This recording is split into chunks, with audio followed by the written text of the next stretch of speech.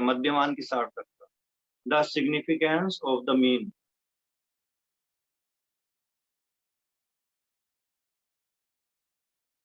English में क्या बोलेंगे इसको? The significance of the mean.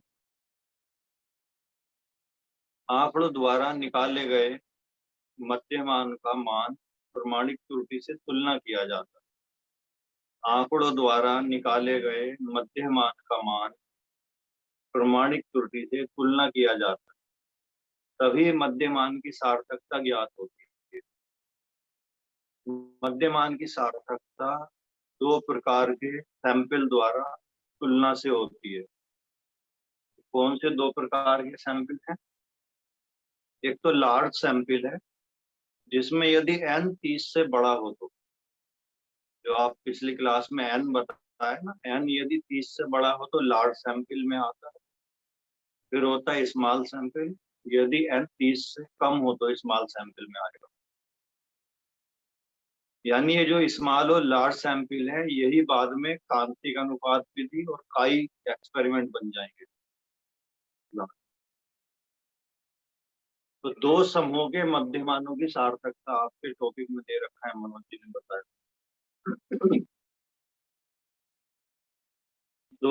दो समूह के मध्यमानों की सार्थकता। ठीक है, छोटे आकार के दो प्रतिदर्शों के माध्यों के बीच पाए जाने वाले अंतर की सार्थकता का परीक्षण। द्वारा बोल देता हूँ, छोटे आकार के दो प्रतिदर्श के माध्यों के बीच पाए जाने वाले अंतर की सार्थकता का परीक्षण।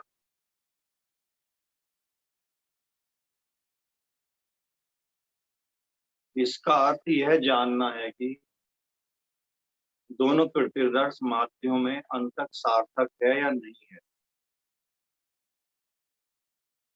ये क्यों किया जाता है मध्यमानों की सार्थकता?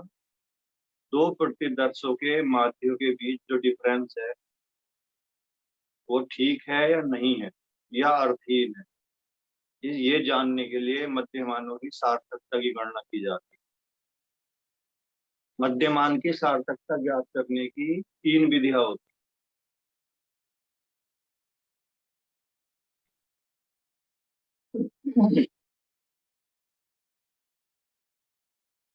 नंबर एक विधि जो आपके सिलेबस में दी हुई है, क्रांतिक अनुपात परीक्षण। ब्रैकेट में लिखो, जिसको क्या बोलते हैं? T test, capital T test, public student small T test. लिखो स्टूडेंट टी टेस्ट, इस नाम से भी मिल जाएगा आपको बुक्स में।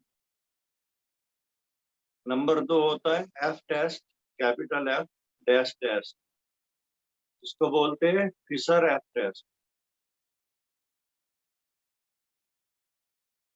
नंबर तीन होता है Z test, public Fisher Z test.